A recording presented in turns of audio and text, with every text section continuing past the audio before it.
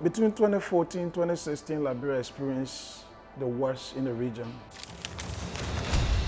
Ebola taught us a lesson that we Liberians and Sierra Leone and Guinea can never forget.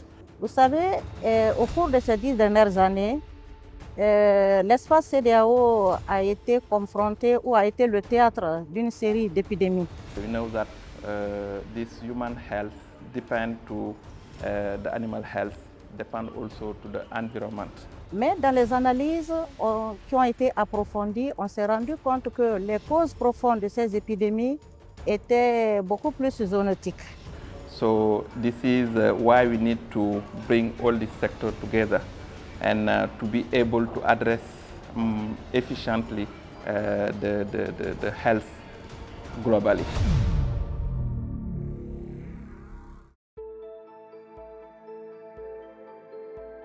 So the project was set up in the immediate aftermath of the Ebola outbreak in 2014 to 2016.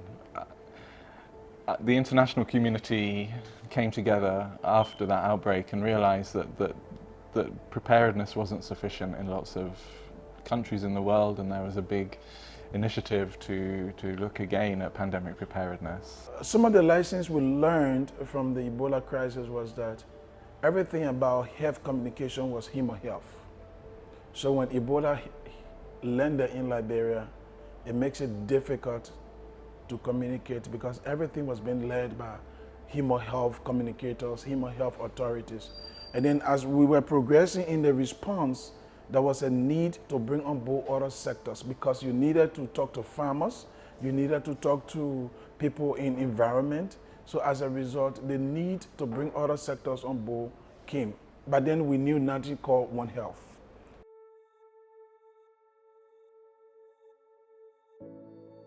Compte tenu de la disparité des stratégies qui ont été développées par ces différents pays, l'espace CEDEAO a décidé de mettre en place une cellule ou un mécanisme de coordination pour unifier ces différentes stratégies afin de mieux orienter, de mieux diriger ou de mieux fédérer les capacités de réponse par rapport à ces différentes, comme on appelle, épidémies. Donc, je pense que c'est ce qui a conduit l'espace à mettre en place ce mécanisme de coordination, prenant en compte ces aspects santé animale, santé humaine et environnementale. So there were different activities undertaken by different partners. For example, the German government established public health projects, pandemic preparedness projects in Liberia and Sierra Leone, and also established this project, the Regional Pandemic Preparedness Project, here in Abuja to work with the institutions of ECOWAS responsible for pandemic planning, as I just described. The ECOWAS Commission also took to heart some of the lessons from the pandemic, or the lessons from Ebola, and established the Regional Centre for Surveillance and Disease Control under the wing of the West Africa Health Organization. And increasingly, partners were working with them to support the development of the regional centre, the RCSDC for short. And this is where the European Union comes in, where they also established an action to strengthen the centre, but also to strengthen other public health institutions in the region. And this is how the project came to be, a jointly funded and jointly implemented project, funded partly by the BMZ and partly by the European Union. And so we work collaboratively, and the disease, with the support of partners and other institutions, the disease left. By 2016, authorities of Liberia traveled to Dakar, Senegal, and then they were invited to a bigger meeting to discuss One Health and what the benefits were. As a team returned home, we started having institutional engagement to better discuss One Health. And then the lesson we learned from Ebola went upward to the bigger meetings. We had a buy-in from institutional authority. By 2017, June of 2017, officially we launched the One Health platform.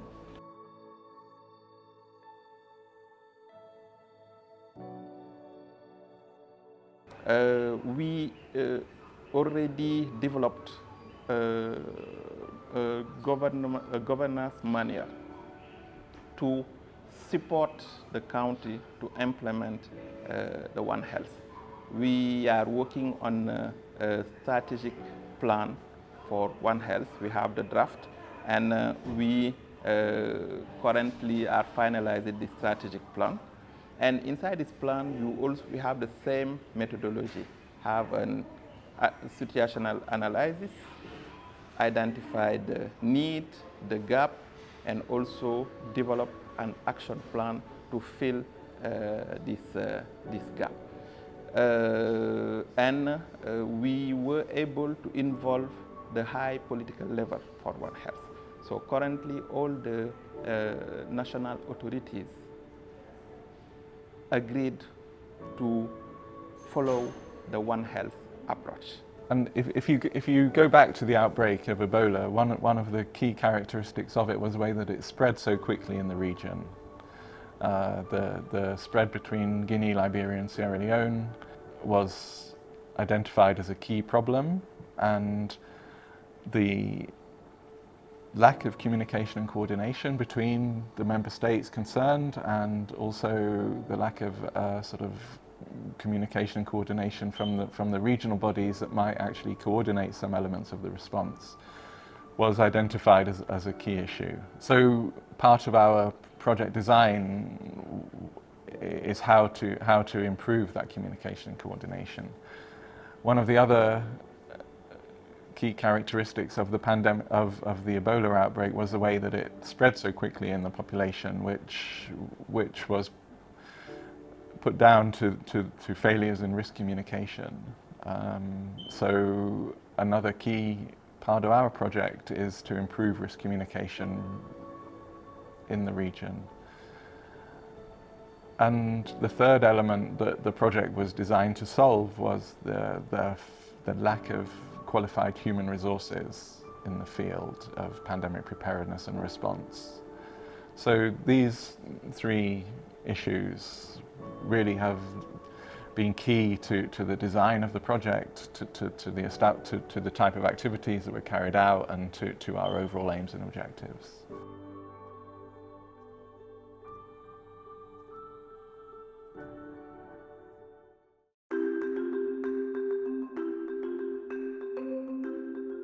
Risk communication, for me, is a collaborative approach to preparedness and response, and is defined by WHO as real-time exchange of information between experts and people who are affected by risk, and this empowers them to make informed decisions in matters that affect their life.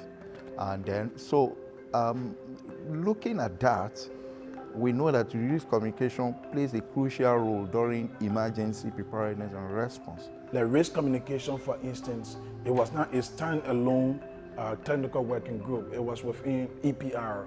So the need to segment risk communication and EPR to make risk communication a technical working group by itself, that need came out. And then by 2021, we revised the governance manual, and then risk communication formed part of the technical working group, making it 6 altogether on our coordinating plan. So by 2021, when that was done, we immediately brought communicators from all the sectors, and then we launched the One Health Risk Communication Technical Working Group for Liberia. So that need that we should have a One Health platform actually came out of the Ebola response, and that has been helpful in our response to COVID and other diseases. In case of an outbreak, I think that risk communication actors are really faced with a major challenge in trying to reduce the spread of misinformation and managing the rumors. I think being able to have a mechanism when it comes to risk communication really provides that platform for the ECOWAS member states to be able to send the right messages out that come from the right channels, and those messages are sent out in a way where trust from the people are created, and people are also able to educate themselves about the spread of a disease, and in the end, the spread of the disease would be minimized. what we did was to secure funding from our partners, being African Development Bank and GIZ. Now, various countries have actually benefited from this funding. First, we decided to build capacity within the region. So we wrote to all the health ministers from the various countries to give us their risk communication leads. We have been building their capacity in such a way that when they go back home, they also build the capacity of their local actors.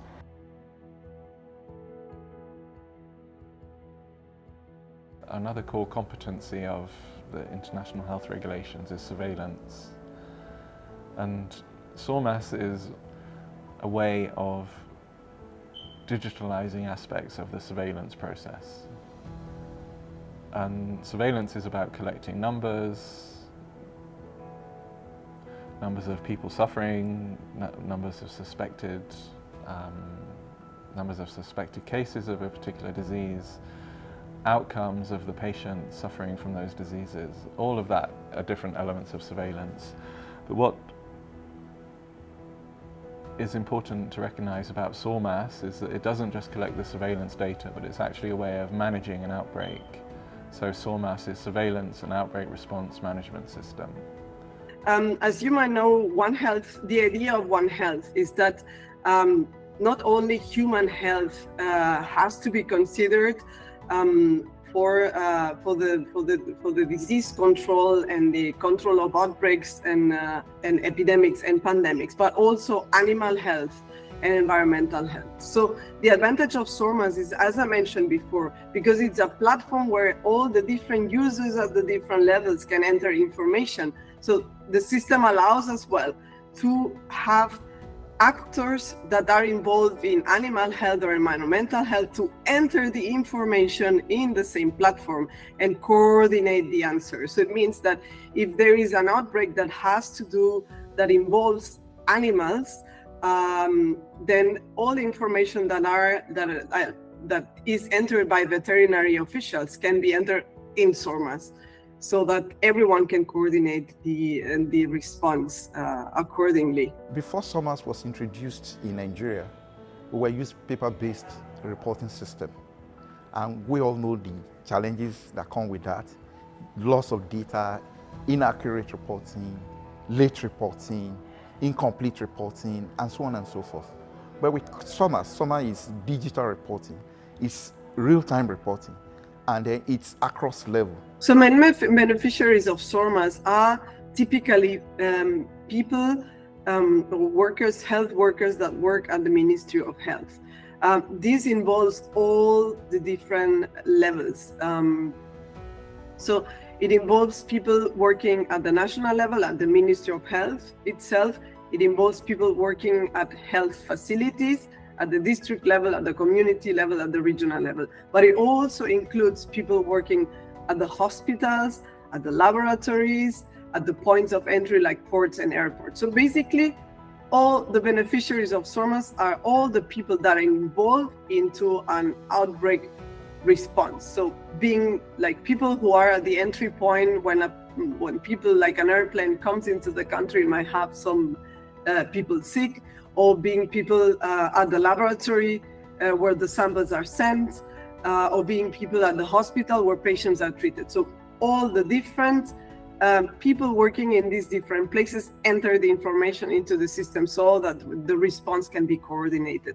I always say that SORMAS was invented in Nigeria because, again, it goes back to the Ebola outbreak in 2014 to 2016.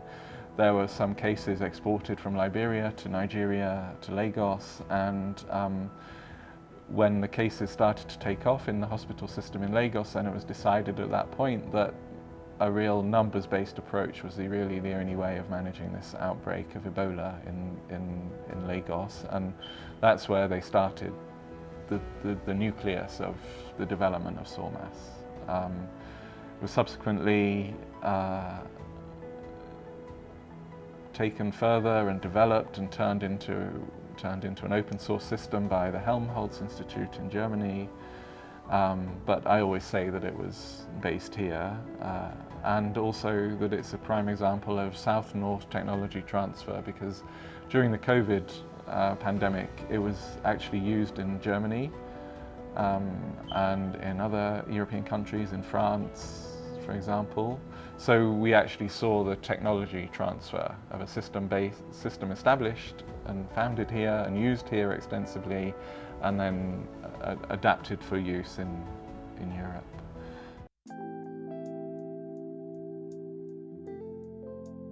A relatively new piece of work that we are working on now is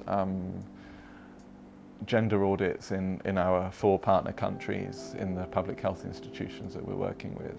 This new piece of work really reflects the importance of gender in pandemic planning and response activities. It's widely known, widely accepted that women and other minority groups quite often suffer worse in a pandemic, in an outbreak, whether you're looking at health outcomes or whether you're looking at socio-economic conditions. So we think it's quite important to look at the role that the public health institutions play in this whole issue of gender. Lorsqu'on parle de stratégie, aucune stratégie ne peut mieux répondre ou en tout cas permettre de venir à bout d'une épidémie sans prendre en compte les préoccupations de toutes les cibles de toute la communauté. Et quand on parle de genre, les gens ont parfois l'impression ou l'intention de se focaliser sur les sexes, sur l'homme et la femme. Alors que dans les mécanismes de sensibilisation ou d'élaboration des messages, il faut prendre en compte toutes les sensibilités au sein de la société.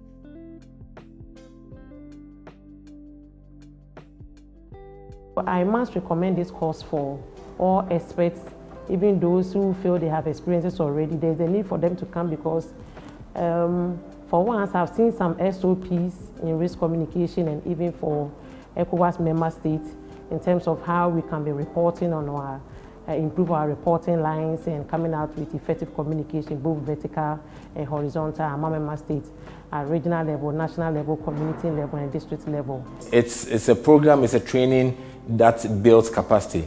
It's a training that brings to bear what is happening in the sub-region, what other countries are also doing, to learn experiences and best practices from other countries. And I would definitely recommend it to my colleagues and help them to appreciate that, their time will not be wasted for engaging in an activity like this. The concept is that One Health should actually be approached at the regional level, and there should be, multi-country, collaboration. So this leadership course, which actually brings together countries in the sub-region, ECOWAS sub-region, is a great initiative. It's going to help strengthen human resource and then introduce people to the new tools in One Health and how to actually fight pandemics and epidemics. The importance really of communication and coordination, particularly when we're looking at cross-border incidents. And the type of people that we've been targeting with this training is some of the potential or actual leaders within their area, whether they're working in a Ministry of Health or Agriculture, or whether they're working at a sort of in a operational role in the field. I think it's clear we're in a better place, but I don't think we're there yet. And how would we know when we're there? I think that's the key question. What is everybody striving towards? And in the context in which we're working, I think that what I would like to see is better use of the data that we can gather and an earlier response. Because the key to all of this is knowing what's happening either at national or at regional level, and then being able to respond to it as quickly as possible. And all of the systems that we've been working on with our partners are aimed at creating the scenario where it is much easier to understand what's going on in your area and then mobilizing the appropriate response. And with each each iteration and with each disease outbreak, people are learning more and more about how to respond. And so eventually I hope that we will get to the point where we respond so quickly that the outbreaks are stopped and people can go about their normal business without fear of the spread of the disease and the widespread impact that we've seen with Ebola and COVID, for example.